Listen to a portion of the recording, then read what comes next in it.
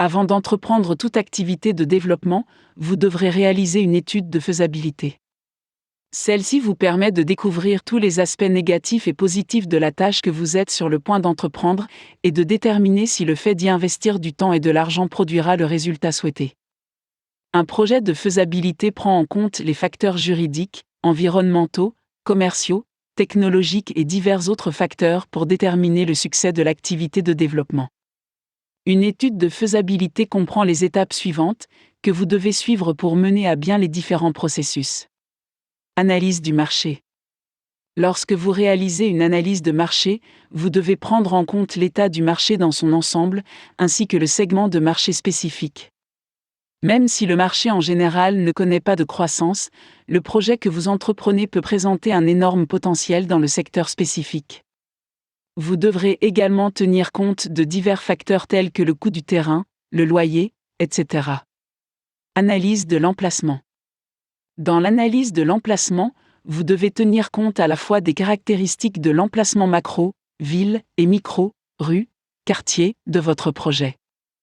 Lors de l'analyse macro, vous devrez prendre en compte des facteurs tels que la géographie, la situation politique, la population, la centralité de la zone, etc.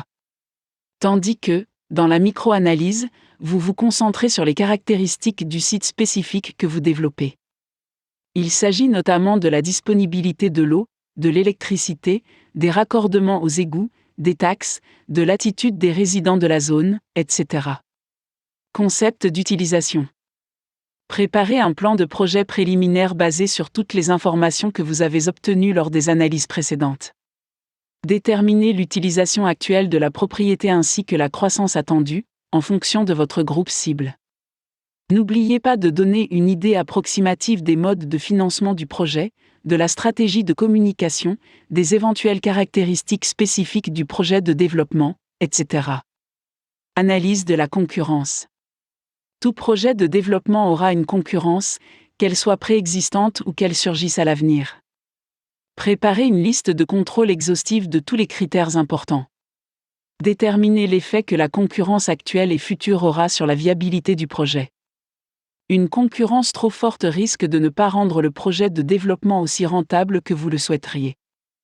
L'analyse de la concurrence peut également inclure le calcul de l'attrait des différentes propositions du projet et la manière dont il se situe par rapport aux offres des concurrents.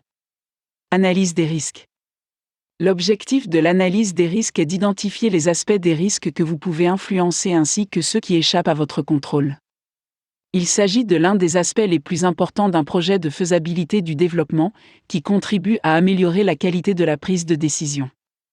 Elle prend en compte diverses caractéristiques telles que les risques liés au développement, dépassement du budget, non-respect des délais, etc., et les risques liés à l'évaluation, problèmes de financement, changement de tendance, fluctuation de la valeur du bien, etc. Tout projet de développement a ses propres avantages et inconvénients. En raison de l'importance de l'investissement requis pour de tels travaux, il est impératif de réaliser une étude de faisabilité au préalable afin de garantir la réussite du projet.